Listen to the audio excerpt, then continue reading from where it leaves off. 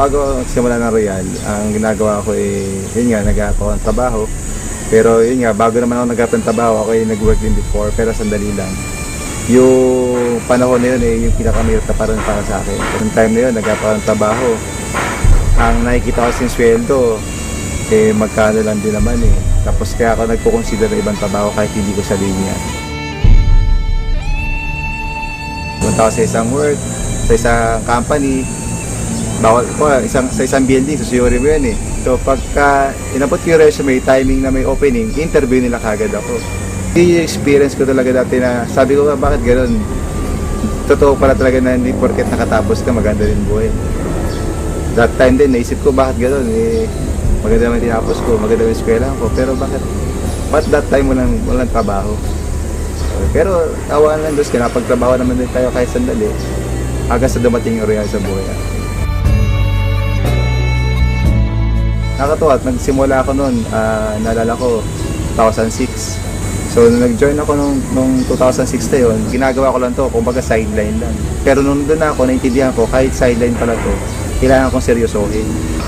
Hindi ko na-expect na pwede palang, dahil doon sa sipag ng isang tao dito sa negosyo na to, pwede ka pa talagang umasenso dito, yumaman. Maliban sa yumaman, kung ano man yung pangarap na gusto mo, gusto ng pamilya mo, gusto ng mga tao nasa paligid mo, pwede pala mangyari. Kumbaga, sabi ko, yung income ko dito talagang maganda.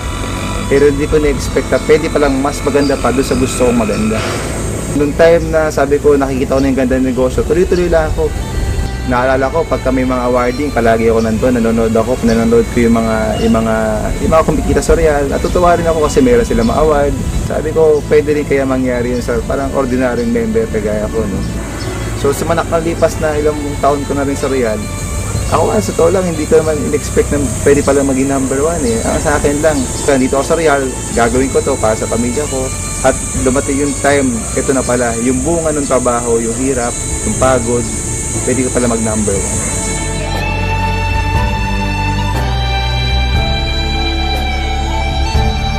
1. Hanggang sa nitong mga nakalipas na ilang buwan, natawa ako kasi nung time na nabigyan ng yung Royal mismo, nagsimula na isang branch sa ibang bansa, nakita ko yung opportunity na pwede pa rin pala ako magsimula ng Royal kahit wala ako sa Pilipinas.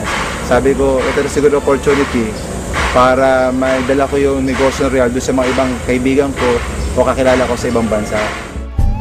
Naalala ko yung hirap namin dati kasi wala pa naman opisina yung Real that time doon.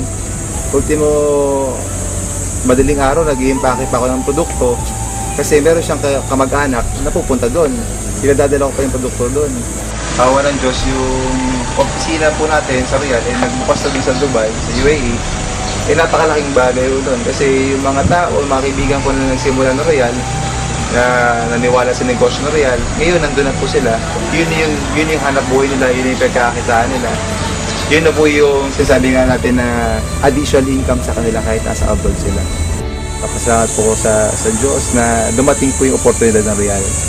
Dahil sa Real, isa po sa naibigay po sa amin ng Real is yung mga travel incentive. Ito po kung may nakapunta sa Europe, napunta kami sa Paris, sa Switzerland, sa Germany. Napakadami yung lugar na talagang kahit sa pelikula ko lang siguro siya napanood dati, pero nandun kami that time. Pero itong nakaraan lang, galing ko kami sa Brazil. Yung mga ganong bagay, sabi ko, yun yung mga hindi nababayaran ng pera. Pangalawa, dahil din sa Real, dito ako napagpundar. Dito ako nakabili ng sarili kong sasakyan. Yung una kong sasakyan dito sa Real is yung Mercedes-Benz. Yung Mercedes-Benz na SLK. Yung pangalawa, yung BMW. At yung pangatlo yun nga yung Chevy Camaro. Maliban doon sa mga sasakyan na yan, ako masaya-masaya ako ngayon kasi nakapagsimula na ako, makalipat na dun sa bagong property. Last year, kumuha ko ng dalawang condo unit dito sa McKinley Hill, sa Taguig. Isa unit kasi doon, hindi siya bumababa ng 3M. Sabi ko, kakayanin ko ba talaga to? Pero sabi ko, nandito ako sa Real, imposible hindi ko to kayanin. So, after a week, nag-decide ako, bumalik ako doon at kumuha ko ng isang unit. Alam niyo, nakakatawa. Yung isa, kinuha ko ng unit doon sa McKinley Hill. At yung pangalawa, yung isa pang unit doon, yung Venice. Kapasok kayo, dito tayo sa kabila naman. Yung hirap, yung pagod, Yun yung mga naging resulta namin. At isa sa pinaka nakakatuwang resulta dito, yung negosyo na Royal, magkakasama rin kami magkakapatid, buong pamilya. At nang kumita na ho kami dito, yung mga kapatid ko, nag-put up na rin ho kami ng isa pang traditional business na magkakasama pa rin ho kami. Napagtayo kami ng isang restaurant, at the same time yung car wash, na ito, patatakbuhin po ng pamilya ho namin. Itong negosyo na to, ito ay bunga ng negosyo ng Royal. Nakatuwa, nakita ko na po yung bunga, yung 6 na taon na pinaghirapan po namin dito sa Royal.